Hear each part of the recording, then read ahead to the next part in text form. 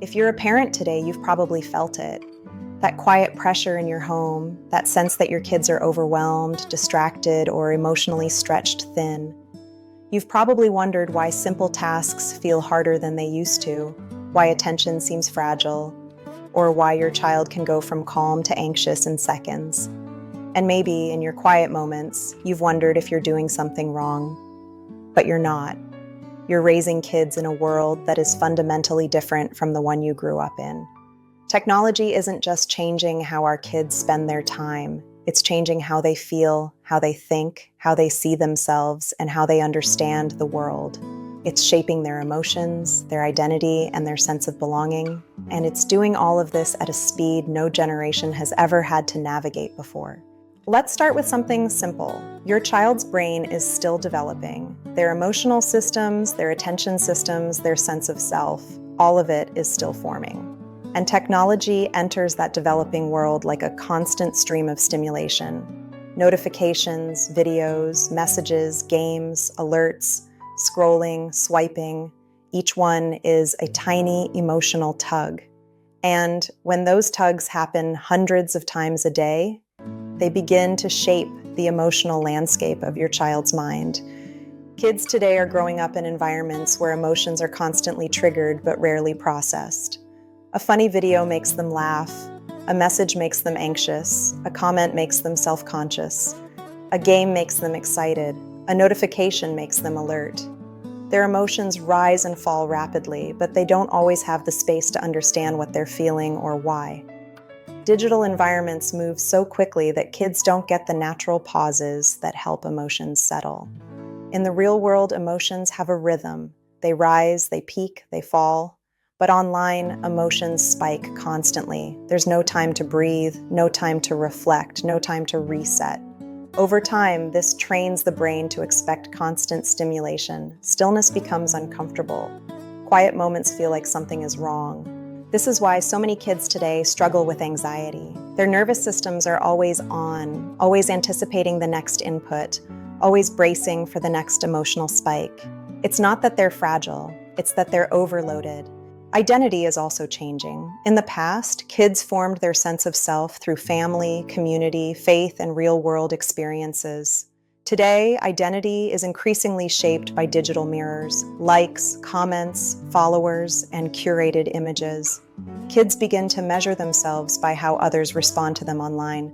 And because online feedback is unpredictable, their sense of self becomes unstable. A child posts something and waits for a response.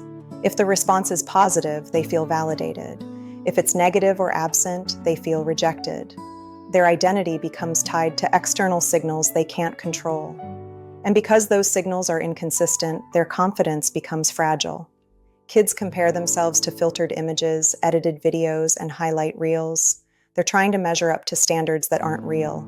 And when they fall short, which they inevitably will, they feel inadequate, even if they're doing just fine in the real world. Technology also affects how kids relate to others. Online interactions are fast, shallow, and often emotionally intense. Real-world interactions are slower, deeper, and require patience. Kids who spend most of their time in digital environments may struggle with the slower pace of real relationships. They may feel awkward in conversations, uncomfortable with eye contact, or unsure how to navigate conflict. It's not because they lack social skills. It's because their social environment has been shaped by screens. And then there's the impact on family life. Technology creates invisible walls in the home. A child may be physically present, but emotionally distant. A parent may be in the same room, but mentally elsewhere.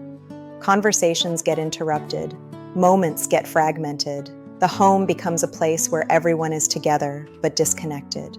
But here's the hopeful part. Families still have incredible power. Technology may shape the environment, but parents shape the atmosphere. And the atmosphere of a home, the emotional tone, the rhythms, the expectations, the values, has a profound impact on how kids grow. Let's talk about what you can do. Not in a way that adds pressure or guilt, but in a way that brings clarity and peace. The first thing you can do is create anchoring environments. These are moments or spaces in your home where your child's nervous system can rest. It might be a device-free dinner table. It might be a bedtime routine without screens. It might be a quiet corner with books or art supplies. These spaces tell your child's brain, you're safe, you can slow down, you don't have to respond to anything right now. The second thing you can do is model emotional regulation. When you feel overwhelmed, name it. When you need a break, take it. When a notification interrupts you, pause before responding. Kids learn emotional habits by watching the adults around them. When you show them what calm looks like, they begin to internalize it. The third thing you can do is help your child understand their emotions. When they're upset, don't rush to fix it. Sit with them, ask gentle questions. Help them name what they're feeling. When kids learn to understand their emotions, they become less controlled by them. The fourth thing you can do is create predictable rhythms. Kids thrive on structure. When they know what to expect, their nervous systems relax. Simple routines, morning rituals, after-school check-ins, bedtime conversations create emotional stability. And finally, you can remind your child who they are, not who the internet says they are, not who their peers say they are, who they truly are, loved, valuable, capable, created with purpose.